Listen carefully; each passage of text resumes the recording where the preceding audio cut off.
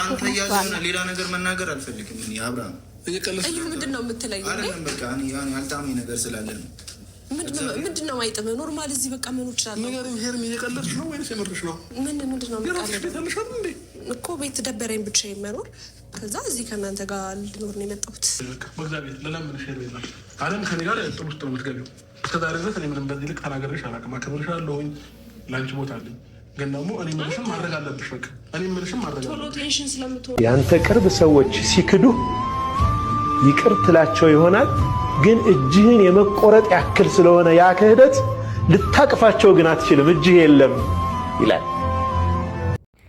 እውነት በጣም ያሳፍራል። እቺ ልጅ ነገ ጧት ልጅ ይኖረኛል ብላ አታስብም። ህይወት ይኖረኛል ብላ አታስብም። ራሷን ዘወር ብያ ያዋለሁ ብላ አታውቅም። እንዴ ምን ሆና ነው? ስሜት ብቻ ነው የምትከተለው።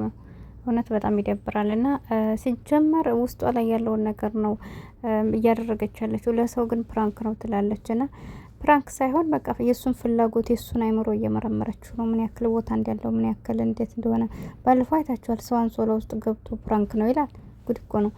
ዛሬ ደግሞ ቢጨራሽ ሻንጣዋን ይዛ መጣች። እና ያው እነሱ በነገራችን ላይ በውስጥ ሚስጥር እያበረታቷትም ስለሆነ የማይቆጡልኝ እንደሚባለው የማይመስሉልኝ ሲቆጡት ያርክሳል ይላል ያገሬ ሰውና እዚህ ጋር ያው እየተጫወተች ነው ያለችው። ዞሮ እነሱ በስተጀርባ አሉ። ለማስመሰል ነው ይመስለኛል ሁላቸውም እንጂ አብርሃም ፊት ራሱ ለሷ ፍላጎት እንዳለው ይታወቃል ማለት ነውና ፍላጎት የእውነት ከሷ ጋር ባይኖረው ኑሮ እንደምነግራችሁ ቢያንስ ተው ሲባል ያቆም ነበር። ገባችሁ አይደለም?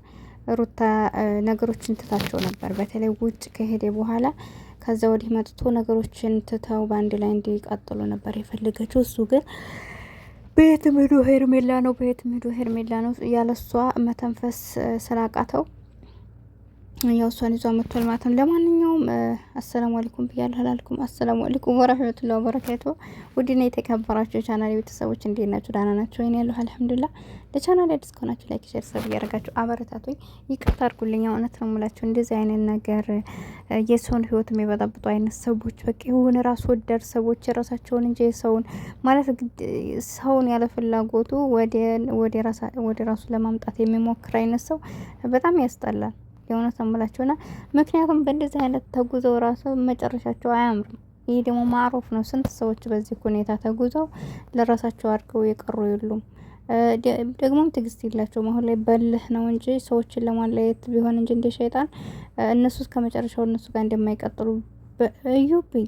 ከሰው ትዳር ላይ ገብተው የሚያጣሉ አይነት ሰዎች ሰው በትዳር ውስጥ እኮ ይጋጫል፣ ግን ያንን ግጭት ተሳስበው ቁጭ ብለው እንዳይፈቱ የሚያደርጉ አይነት ሴቶች መጨረሻቸው አያምርም ጭራሽ ለነሱ ማለት ነው።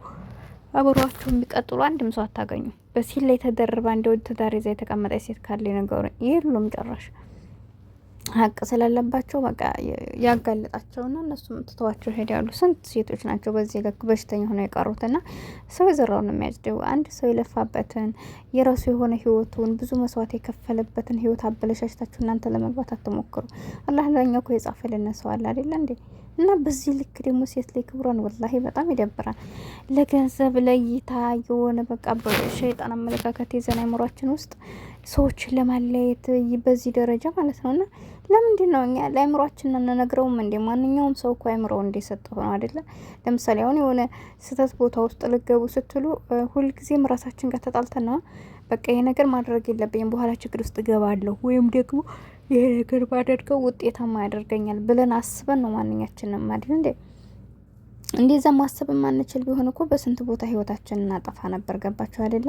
ስለዚህ የሰው ልጅ ከእንስሳት የሚለየው በማሰብ ውስጥ ከሆነ ድረስ ልናስብ ቆም ብለን ይገባል ማለት ነውና ሄርሜላ እኔ እንዴት እንደምታስብ አላውቅም። እንዳልኳቸው አብሮሽም ቢሆን ሊያስተውል ይገባል። ምክንያቱም እያሰቃያት ያለው የሱ ልጅ የተሸከመችውን ሴት ነው አይደለ?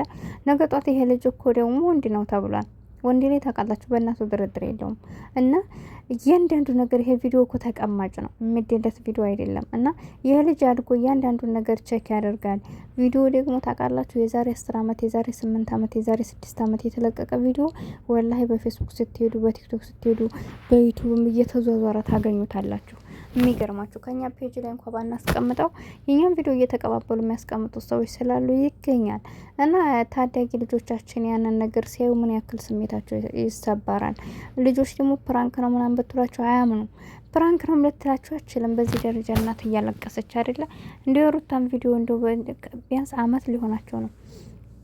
ከዛ ጊዜ ወዲህ ያለ ቪዲዮ በቃ ለቅሶ ነው እና በጣም ይደብራል። ስለዚህ የሚጸጽት ነገር ባታደርግ አንተም ኸይር ነው።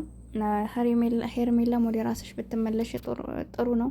ሴት ልጅ ማለት ክብሯን ስጠብቅ የሚስትነት በቃ የሴትነት ወጓን ስታከብር ነው። ገባሽ? በጣም በዛ ያንቺ በጣም ነው የሚደብረው የምታደርገው አክት ሁላ። እንግዲህ አስቡ ያን 5 6 7 ጓደኛ ለሱም እኮ አጠቅመው መጠቅመው እኮ ቢሆን ችግር የለም። አይታችኋታል እንግዲህ የምንለብሰውን። እስኪ በማንኛውም እምነት ነው እንደዛ እንትን ድረስ ታፋ ድረስ ገልጣችሁ ኑቶ ለሚለው ወላሂ በጣም ነው እምነትን ራሱ ማሰደብ ነውና አጭር ቀሚስ ነው የምትለብሰው። አይታችኋታል። አሁን ባለፈው እኔ እንዴት እንደደነገጥኩኝ እንዳለ በቃ ወንዶች ብቻ ናቸው እሷን ከመሀል ያላችሁ። ግን የለበሰቻትን ቀሚስ አይታችኋት ከሆነ በቃ እንዴ ከፍታው ራሱ በቃ እንትኗ ይታያል። እና በዛ ልክ ናት። በቃ ባለጌ ነችና ይሄ ስልጣኔ አይደለም። የእውነት አመላችሁ እንደዚህ አይነት እንደዚህ እርቃናችሁን እየወጣችሁ ስልጣኔ ነው የምትሉ አይነት ሰዎች አላህን ፍሩ። ጥሩ አይደለም። ስንት ነገሮች ወንጀሎች እንሰራለን። ግን ደግሞ በእንደዚህ አይነት ነገር በጣም የወጣ ነገር ባናደርግ፣ የሸይጣን አመለካከት ባንሰራ፣ ሰዎችን ለማለያየት ባንሞክር፣ በሰዎች ላይ ባንጨዋል፣ በሰዎች ላይ መጥፎ ነገር ባናረግ ጥሩ ነው። እና እንግዲህ አብረሽም የዚህ ቦታ ላይ አንድ ሰው ወደኛ ህይወት ሊጠጋንም ሆነ በእኛ ላይ በቃ ግዴለሽ የሚሆንብን ራስ ወዳድ የሚሆንብን ምንድነው? በሰጠነው ልክ ነው። ማንም ሰው እናንተ ራሳችሁን ካስከበራችሁ ማንም ሰው ሊዳፈራችሁ አይችልም። ልክ በሰጣችሁት ነው። ህፃን ልጅ አሁን እናንተ ጋር ሊጫወት ይመጣና የሆነ ደደባደባችሁ ይፈልጋል። ግን ፊታችሁን ኮስተር አድርጋችሁ ስርዓት መያዝ ባለበት ስርዓት ካስያዛችሁት ቀጥ ብሎ አያችሁም። እናንተ ጋር ግን ጨዋታ ካስለመዳችሁት በኋላ ተው ብትሉት በቃ እሺ አይልም። ሄርሜላ ማለት ልክ እንደ ህፃን ልጅ ማለት ነው።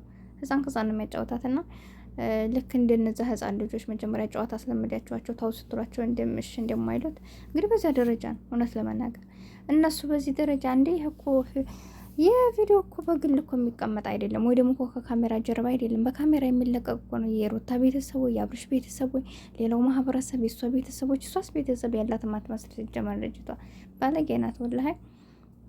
እና ክብራችሁን ጠብቁ የጀማ። ዋናው ነገር ሴት ላይ ክብሯ ነው።